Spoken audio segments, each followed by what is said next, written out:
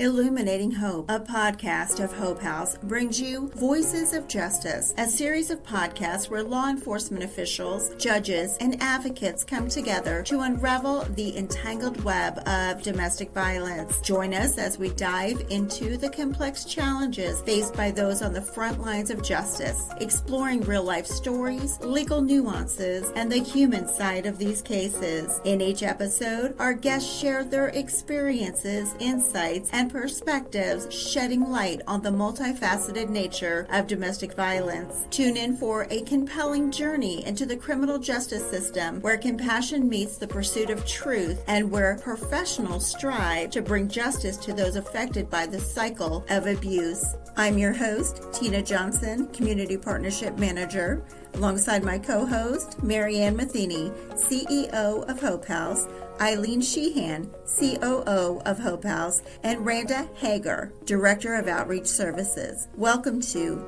Illuminating Hope, a podcast of Hope House.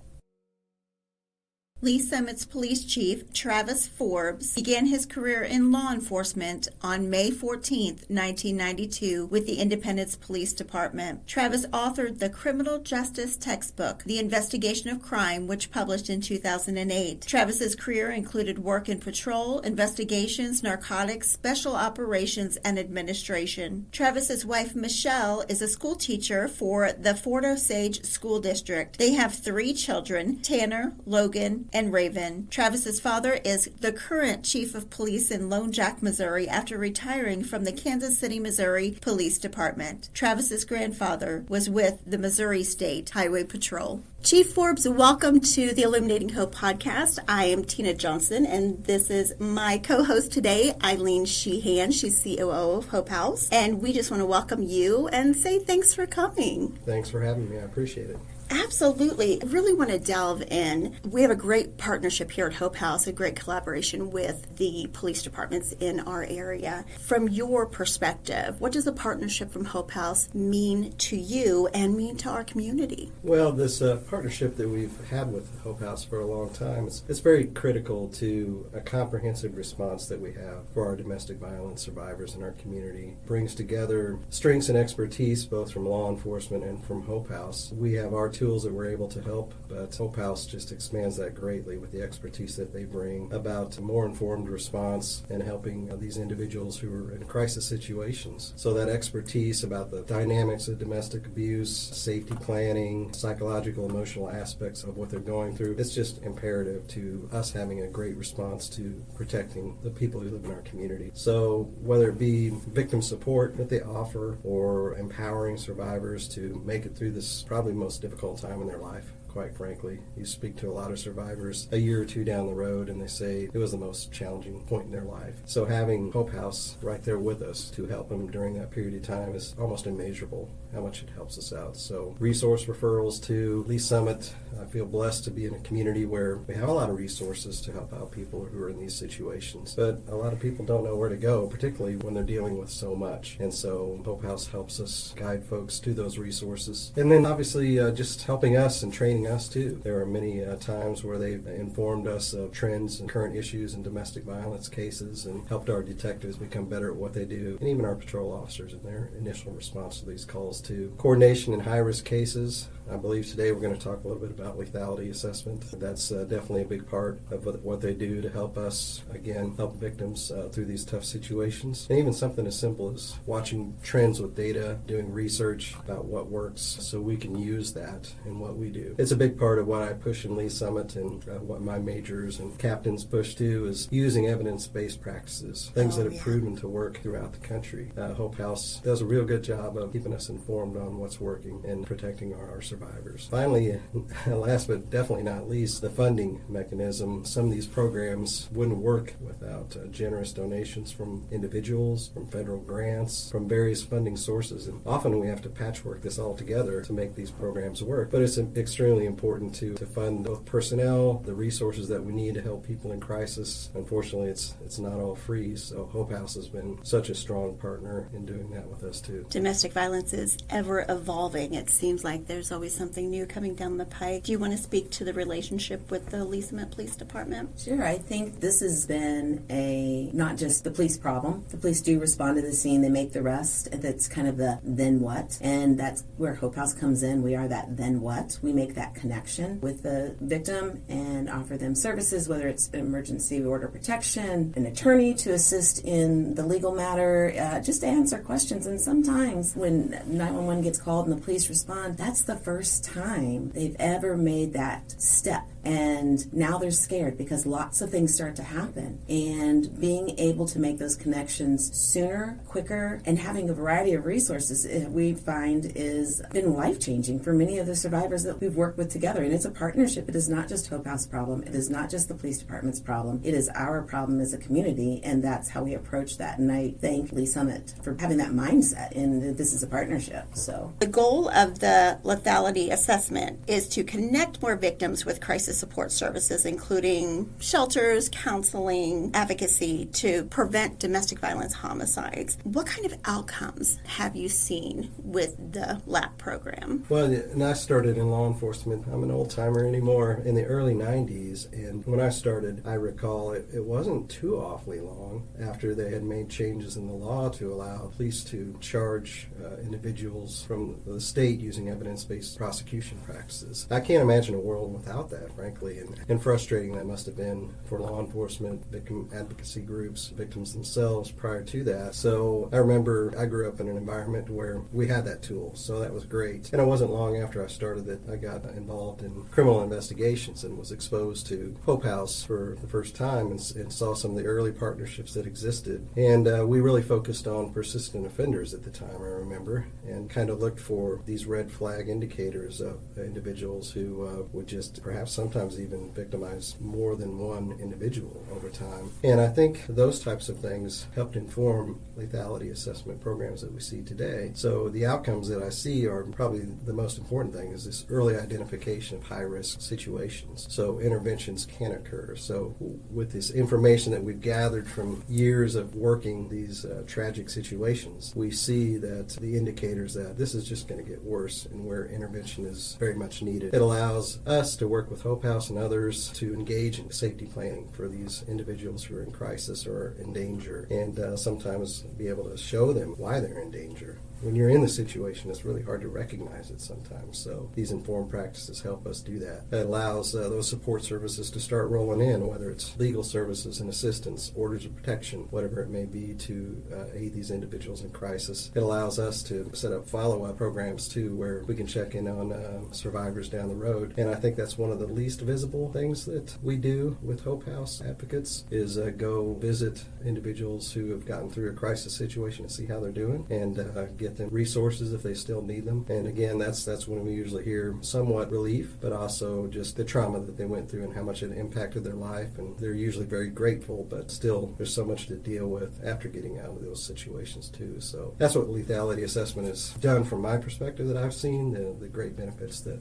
we've witnessed. Lee Summit Police Department actually was very active in my case many years ago, and the detective would call me while I was in shelter and advise me on what I should do, what I should not do, which ultimately saved my life. He was planning a murder-suicide. Wow.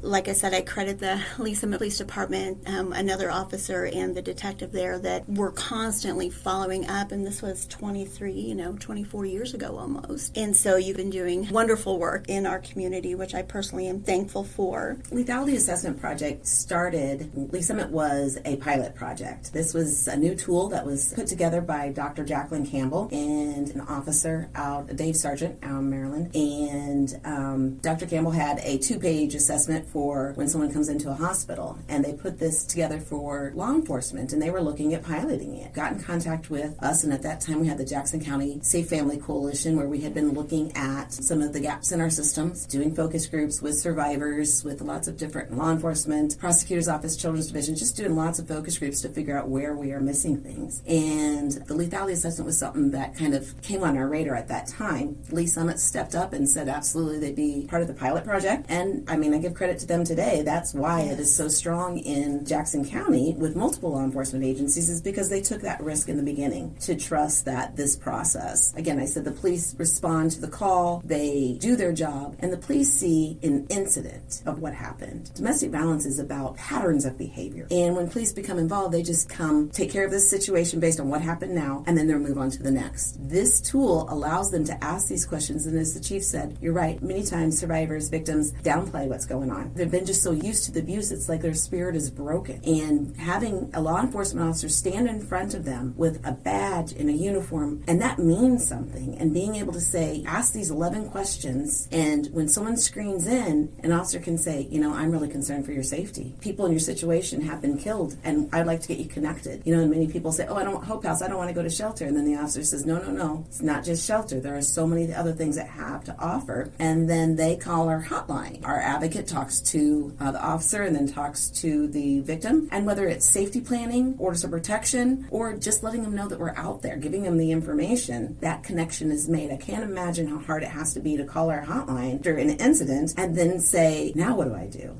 That bridges this huge gap. And I know that, you know, there are many of stories that have come out where if it wasn't for that law enforcement, they wouldn't be alive. So I think that the credit goes to Lee Summit Police Department for stepping up and being a pilot project. Absolutely, 100%. Prior to becoming chief of police, do you have any personal interactions with LAP you want to speak on? Well, I talked a bit before about my prior experience being a criminal investigator and working hand in hand with victims, and working several domestic violence cases, including domestic violence homicides. Those are always horrible and tragic, and you always look at a criminal case and you wonder, what could we have done? Could we have done more to prevent this from happening? And sometimes it's very difficult to see or to actually know for sure how many tragic incidents like homicide that we have avoided, but I guarantee we've avoided many through this program. I equate it to what we call problem-oriented policing, where we try to get to the root of a problem and solve it instead of just going and arresting somebody, taking them into jail and hoping the system deals with it. This very much fits that, to where, no, we don't want this person to be victimized over and over again, probably increasingly worse every time, potentially leading to that individual's death. So lethality assessment has really opened the door to giving us a tool to work with survivors to get them through these situations. And I just wonder how many we have prevented, and I feel pretty confident that it's many. I'm sure the outcome numbers are very high, especially with the LAP tool. Do you have any stories from our Lee Summit court advocates or the detectives themselves? Yeah, I spoke with our detectives today about this very thing. They brought up some things that I didn't even think about. They said the advocates have helped the victims in many of the ways that we discussed about navigating court. I deal with courts all the time, so probable cause statements, orders of protection, warrants, these are all terms I'm very familiar with, but most people aren't. I live in a very different world, so just having those advocates there to help them through things like that is vital. But they talked to me about pets. If I was in that type of situation, trying to escape, yes, you worry about your kids, and certainly Hope House is helpful with that too, but didn't even ever think about pets, really, and trying to help find resources to temporarily home the pet or whatever it may be till the person gets back on their feet. Things like that. I think advocates are flexible to help out with whatever the person needs. Again, when you've gone through a crisis, and it might not be a domestic violence crisis, but perhaps most of us have been through some sort of crisis, you don't think very clearly often. No. There's just too much bombarding you at that moment in time. So advocates can kind of help out and be that guiding hand and that support system to help you with your dog or your cat or whatever, just to get you through that situation. So that was an interesting perspective that they gave me. Yeah, and a lot of those animals are abused themselves by the abuser. True. There's a lot of victims when it comes to domestic violence, True. to say the least. A lot of our victims are not comfortable, and it's not uncommon for some of our victims to not be comfortable with calling the police or the police department in general, any kind of law enforcement. What are some practice steps that law enforcement are taking to bridge that gap to make victims feel a little bit more comfortable? I agree that that's a challenge. I will say that I think it's getting a bit better, and I think it's changing. The stigma's kind of changing because law enforcement's changing. And honestly, the partnership model is what I call it, is well indicated by partnership with Hope House, which we've had for a long time now, but we have expanded that to include our mental health resources in the community. We have co-responders. So some individuals are in mental health crisis. They haven't committed a crime. The police aren't there to arrest them, but we've become kind of the de facto first responders to help people who are in need. Another example is we have a program called Safe Passage. It is for drug treatment. So people can come to the police station. They can hand over any narcotics that they have. They won't be charged criminally with those, and we'll get them immediately into treatment. That's a program that 30 years ago the police weren't considered as the first step for that. But people don't know where to go sometimes when they're in crisis, and often 911 is what they know. And so we've had to change law enforcement wise. And a lot of the officers we're hiring today too, I interview every single officer I hire. They come in and talk to me, and a lot of them are motivated for those reasons. They want to help people. I can't recall any officer I've hired who said, I wanted to arrest somebody really bad. They all say, I want to help. Right. And so they have that motivation. But they're still, our victims and survivors, they still have some concerns about contacting law enforcement, and for understandable reasons. We're the first line of government too. It's a scary process, and the first line of the legal system. But again, working with our victim advocates in Hope House is very important and crucial. We do sometimes enlist our co-responders to help out in certain situations. We talk to our officers about approaching survivors in an emotionally supportive way and try to help folks through, again, because they've experienced the most critical moment in their life most likely, and you have to have some patience with them and to really kind of help them through, to really be very deliberate in how we explain the legal process, what we're doing, be very transparent of why we're doing certain things, and explain things as we go along. We have lots of information that we provide, and we enlist help from Hope House about things like protection orders and things of that nature to reassure them. Many of the victims that we work with don't have any resources here. They have no family. Their friends may have been deliberately cut off due to the nature of relationship that they have. Maybe their only conduit to help. So we try to remind our officers of that too. And, the sooner we can get our Hope House partners involved in those situations, the better too. We have 2 detectives who strictly work domestic violence cases and have been trained how to help victims themselves and work with the victim advocates and the various resources in the community. They're very passionate about what they do too. They remind me of that all the time. I'm glad to have them and really proud of the work that they do. So, and then just again, hidden element of the follow-up support is so important too. Just it's not something that where we can just address the situation and call it done. This is something we have to continue to provide wraparound services to help these victims through. And I'm sure that's where the outcomes are so much higher because of the follow-ups. These victims, the survivors at this point, their worth is in the tank. And so it's really nice for someone to care, showing grace to the police officers because they are trained in the academy to have an authoritative presence. Understanding that and showing grace both ways is really important. Yeah, and I think the chief was saying how he interviews all of the candidates for his positions. The police department also sends over all their new hires, law enforcement officers, to Hope House, and they get a tour of Hope House. And we talk about our services and how to do emergency orders of protections